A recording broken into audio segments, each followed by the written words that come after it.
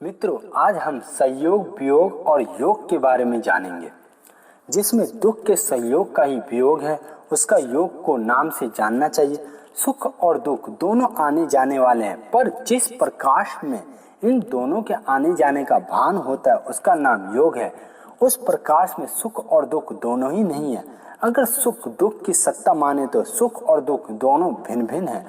सुख के समय दुख नहीं है और दुख के समय सुख नहीं है, परंतु ज्ञान में चित्त शक्ति ये दोनों नहीं है। ये दोनों आने जाने वाले और अनित्य हैं, परंतु ये दोनों सुख और दुख जिससे प्रकाशित होते हैं वो प्रकाश सदा जो का तो रहता है। उस प्रकाश को ही योग अथवा नित्य योग कहते हैं।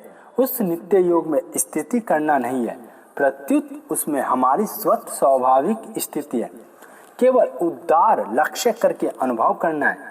अगर स्थिति करेंगे तो कृत्य विभान आ जाएगा। जैसे किसी सत्संग भवन में बिजली का प्रकाश हो रहा हो तो जब वहां कोई भी आदमी नहीं आता तब भी प्रकाश रहता है, जब सब आदमी आ जाते तब भी प्रकाश रहता है, और जब सब आदमी चले जाते हैं तब भी प्रकाश रहता है। आदमी आए अथवा चले जाए, काम आए अथवा ज्यादा आए, प्रकाश में कोई फर्क नहीं पड़ता, वो जो का तो रहता। परंतु हमारा लक्ष्य प्रकाश की तरफ नहीं रहता, आदमियों की तरह रहता है कि इतने आदमी आ गए, इतने आदमी चले गए। इसी तरह संयोग हो या वियोग हो, नित्य योग में कोई फर्क नहीं पड़ता, वो सदा जो का तो ही होता है। नित्य योग में ना संसार है और ना संसार का संयोग वियोग है। हमें केवल उधर लक्ष्य करना है। इसका अर्थ है कि कुछ भी चिंतन ना करें, आत्मा का, अनात्मा का, परमात्मा का, संसार का, संयोग का, वियोग का कुछ भी चिंतन ना करें। करने से उपासना होती है, तत्व की प्राप्ति नहीं होती है। तत्व की प्राप्ति तो केवल लक्ष्य करने से होती है। यह है कोई तत्व ज्ञान, जीव मुक्त, भगवत प्रेमी, महापुरुष हो या साधारण आदमी हो, ज्ञानी हो या अज्ञानी हो, सदाचारी हो या दुराचारी हो, सज्जन हो या दुष्ट हो, भक्त हो या कसाई हो, तत्व में कोई फर्क नहीं पड़ता। तत्व में ना श्रवण है, ना मनन है, ना निधि ध्यान से है, ना ध्यान है, ना समाधि है, केवल उधर लक्ष्य है। गुरु भी वास्तव में कोई नया ज्ञान नहीं देता, प्रत्युत जो ज्ञान शिष्य के भीतर पहले से विद्यमान है उसकी तरफ लक्ष्य करता है। लक्ष्य करने से तत्व की जागृति हो जाती है। अगर गुरु के भीतर यह अभिमान आ जाता है कि मैंने शिष्य को ज्ञान दे दिया है, उसका अज्ञान मिटा दिया, उसका कल्याण कर दिया, तो वो वास्तव में गुरु है ही नहीं। वास्तविक गुरु के भीतर तो ये भाव रहता है ही कि मैंने शिक्षक की बात ही उसको बताई है, कि उसके अनुभव की तरफ ही उसकी दृष्टि कराई है, नया कुछ नहीं दिया है। इसलिए तत्व ज्ञान, जीव मुक्त, भगवत प्रेमी महात्माओं में कभी यह स्फुरना होती ही नहीं है, मैंने इसको कुछ दे दिया, इसका कल्याण कर दिया। परंतु शिष्य की दृष्टि से देखे तो गुरु ने कृपा करके इतना दे दिया है जिसका कोई अंत ही नहीं है। दूसरा कोई इतना दे नहीं सकता, कारण कि अनंत जन्मों से जिसकी तरफ लक्ष्य नहीं गया था उस तत्व की लक्ष्य करा दिया, जिससे उसकी जागृति हो गई है। अनंतिक काल से संसार में भटकते जीव को इतना दिया कि कुछ भी करना, जाना और पाना बाकी नहीं रहा है। जैसे एक आदमी दिन भर खेत में काम करता है तो शाम को मालिक उसको पैसे देता है। अगर ऐसे माने कि पैसे उसको काम करने से मिले तो फिर किसी जंगल में जाकर काम करने से पैसे क्यों नहीं मिलते हैं? अगर ऐसा माने कि पैसे मालिक से मिलते हैं तो फिर बिना काम लिए मालिक पैसा क्यों नहीं देता? अतः वास्तव में पैसे ना तो काम करने से मिलते हैं और ना मालिक से मिलते हैं, इसका प्रारब्ध से मिलते हैं। ऐसे ही तत्व ना गुरु से मिलता है, ना भगवान से मिलता है, प्रत्युत अपनी जिज्ञासा से मिलता है। अगर शिष्य में जिज्ञासा ना हो तो तत्वों की जानने की चाहना ना हो तो गुरु क्या करेगा? इसलिए तत्व को जानने के लिए कोई विशेष अधिकारी बनने की जरूरत नहीं है, प्रत्युत केवल जिज्ञासा की जरूरत है। जिसके भीतर जिज्ञासा वह तत्व को जानने का अधिकारी हो जाएगा।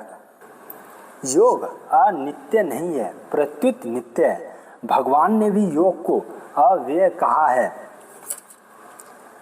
अंत में उसकी नित्य योग की ही प्राप्ति होगी। साधक की कर्म योग में रुचि है तो वह कर्म योग से नित्य योग का अनुभव कर लेगा। ज्ञान योग में रुचि है तो वह ज्ञान योग से नित्य योग का अनुभव कर लेगा। भक्ति योग में रुचि है तो वह भक्ति योग से नित्य योग का अनुभव कर लेगा। और ध्यान योग में रुचि है तो वह ध्यान योग से नित्य योग का अनुभव कर लेगा। इस नित्य योग का कभी किसी भी अवस्था में अभाव नहीं होता। यह अज्ञान अवस्था में भी वैसा ही रहता है और ज्ञान अवस्था में भी ऐसा ही रहता है। जागृत अवस्था हो या सौपन अवस्था हो या मूर्छा अवस्था हो अथवा समाधि अवस्था हो या नित्य योग सदा जो का तो रहता है। इसमें किंचित मात्र थोड़ा सा भी कोई फर्क नहीं पड़ता। यह नित्य योग सबको निरंतर स्वतः प्राप्त है, पर जिज्ञासा के बिना साधक इसको पकड़ता नहीं है। कारण कि जिज्ञासा में ही इसको पकड़ने की शक्ति। जैसे भोजन बढ़िया हो पर भूखे के बिना उसको पा नहीं सकते, पा ले तो उसका रस नहीं बनता, जिससे वह शक्ति नहीं देता। जब तक जिज्ञासा जागृत नहीं होता तभी तक तत्व प्राप्ति देरी है। जिज्ञासा जागृत होने पर कुछ देरी नहीं है। किसी भी तरह का दूसरा कोई आग्रह ना हो तो जिज्ञासा जागृत होने पर तत्काल नित्य योग की प्राप्ति हो जाएगी। अगर साधक अपने संप्रदाय का, मत का, तीर्थ का, आदित्य का, भक्ति का, ज्ञान का, योग का कोई आग्रह रखेगा तो उसको जल तत्व प्राप्ति नहीं होगा।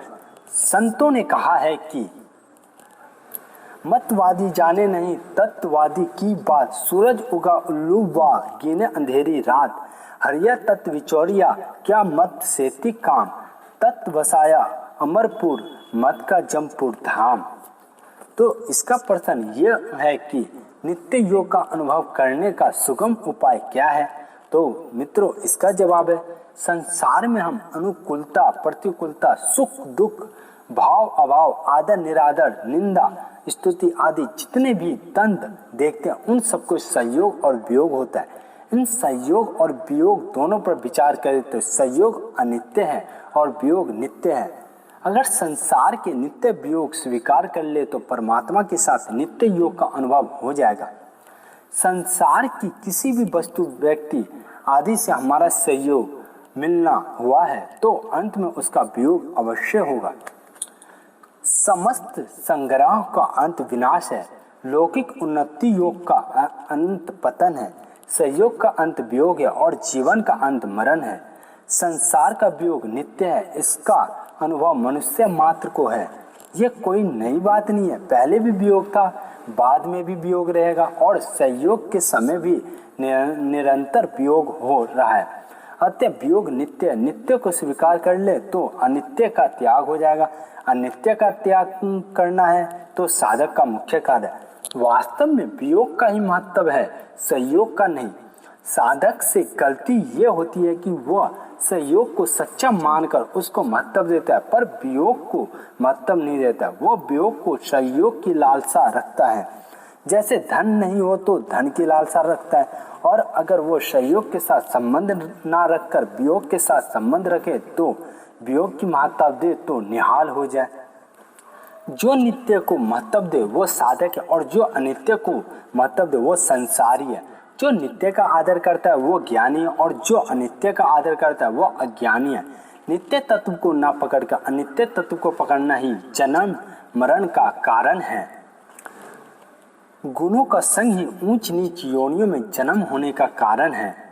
संयोग अनित्य और वियोग नित्य है। ये संपूर्ण वेदों और शास्त्रों की सार बात है। संसार के वियोग का अनुभव कर लेना ही नित्य योग है। मिलना नित्य नहीं रहेगा पर बिछड़ना नित्य रहेगा। हम मिलने की इच्छा रखते हैं, मिलने को महत्व देते हैं, ये मूर्खता है। ये मूर्खता सत्संग से मिटती है। संसार का वियोग नित्य है। ये किसी एक व्यक्ति, मत, संप्रदाय, धर्म आदि की बात नहीं है, प्रत्युत सबकी बात है। इसमें कोई मतभेद नहीं है। जिससे नित्य वियोग है उसके संयोग स्वीकार कर लिए, उसको सत्ता और महत्ता दे दी है, इसलिए नित्य योग का अनुभव नहीं हो रहा है। जो नहीं है उसको है मान लिया, इसलिए है। होते हुए भी दिखाना है। बंद हो गया है तो सदा है रहता है, कभी नहीं मैं बदलता नहीं, सदा साथ रहने वाले देखने योग्य। यही उपाय है कि सदा बिछड़ने वालों के साथ ना माने। जिसका वियोग अवश्य होगा उसके वियोग का वर्तमान में ही स्वीकार कर ले। इसका अर्थ है कि जिसका वियोग हो जाएगा उसको राग ना करे, उसको महत्व ना दे, उसके प्रभाव को स्वीकार ना करे। जब सब संयोग का वियोग हो जाएगा अर्थात संयोग में राग नहीं रहेगा तब नित्य योग का अनुभव हो जाएगा। कुछ लोग ऐसी शंका करते हैं कि नित्य योग का अनुभव होने पर अर्थात ज्ञान होने पर व्यवहार कैसा होगा। वास्तव में ज्ञान अज्ञान का निर्वर्तक होता है, व्यवहार का निर्वर्तक नहीं होता।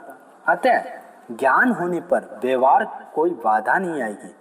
प्रत्युत कामना, ममता, स्वार्थ आदि दोष को मिट जाने से बहुत अच्छा और सुंदर व्यवहार होगा। उस व्यवहार से स्वतः स्वाभाविक सबका हित होगा।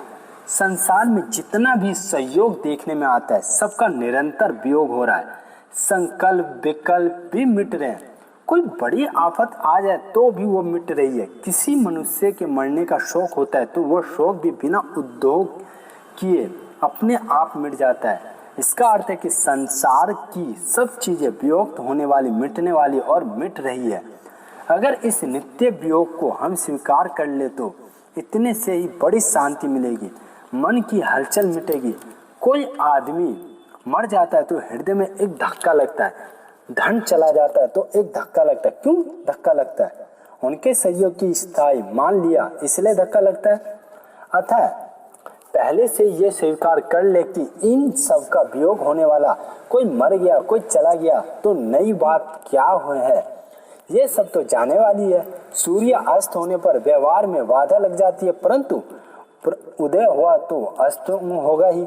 ये भाव होने से दुख नहीं होता। इसी तरह जो जन्मा है वो मरेगा ही, जो आया है वो जाएगा। ये भाव होगा तो फिर किसी की मृत्यु पर अथवा जाने पर दुख नहीं होगा। जैसे बचपन में कोई बच्चा चला गया तो अब उसको ला नहीं सकते, ऐसी जितनी चीजों का वियोग हो गया उनमें से किसी भी चीज को ला नहीं सकते। और अभी जो चीज है वो भी जा रही है, उनको रख नहीं सकते। पहले वाली चली गई, अभी आने वाली जा रही है तो भविष्य में आने वाली कौन सी टिकेगी? जाने वाले को महत्ता क्या दे? क्या जाने वाली मिटने वाली चीजों को भी कोई महत्ता देती है? उसको महत्ता ना दे तो नित्य योग का अनुभव हो जाएगा।